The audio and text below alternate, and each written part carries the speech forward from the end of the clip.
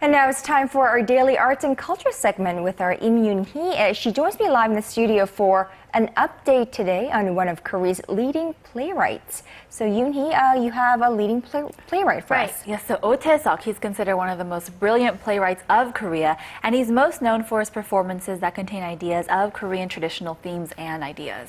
And today you bring us his latest production, right? So Moonlight of the River Baekma is his most recent production. It's an award-winning performance that takes place in Korea, both in the present and in a time when Korea was ruled by the Shilla and Baekjae dynasties. Take a look. Round and round, this shaman, dressed in a traditional robe, slowly spins his sword as he dances across the stage.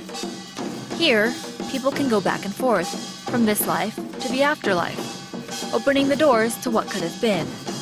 And this shaman leads the way, holding the power to travel through time. Fast forward to the present. This grandmother's sick. And she's just had a vision of her granddaughter, Sundan, who's the reincarnated form of Kumhwa, an assassin sent to kill King Uija of the Baekjae kingdom. The king falls in love with her and lets her stab him.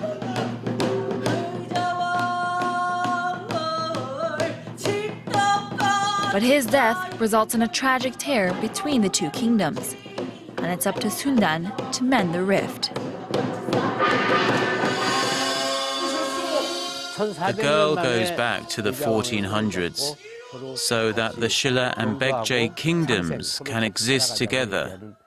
It's been 64 years since the start of the Korean War, and the people of both Koreas should want to be together as well. That's what this play is about. 2014 marks the 30th year anniversary of the established Baekma Repertory Company. Since their start in the 80s, the group has produced over 13 original plays.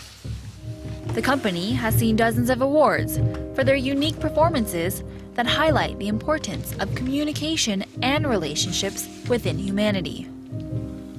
Moonlight of the River Baekma was first performed in 1993 and is being restaged to celebrate the group's success in the theater, a success that is attributed to the close working relationship between director Oh and his actors, some of whom have made it to the big screen, but have decided to come back to where they started. It's been a while since I've been in the theater. The actors have so much more energy, and now that I've aged, I'm having a hard time following their power.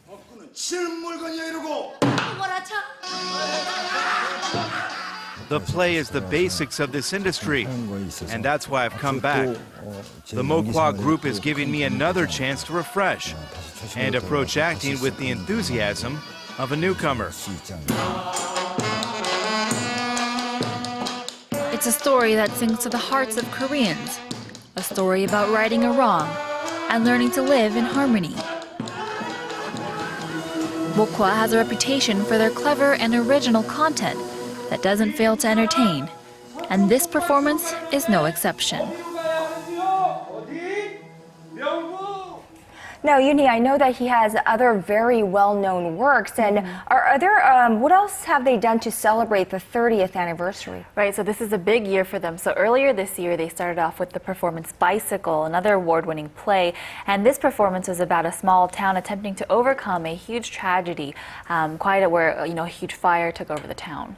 Right, and it seems like healing and mending scars and are common within his works. Did that performance have something to do with the Korean War as well? So Tae-seok is very heavily influenced. All of his works are heavily influenced by the Korean War. So he himself was a refugee of the war, and so as a young boy, he saw many scenes of violence and war. And as a result, in his works, he wants to show the repercussions of violence on the people of Korea, on the people who are sidelined and affected by these things. And so in his plays you can see these images of violence and of healing, because he wants in the end everyone to come back together and unite. And definitely a great performance on this day marking the 64th anniversary of the outbreak of the Korean War. All right, thank you so much for that, Yoonhee. My pleasure.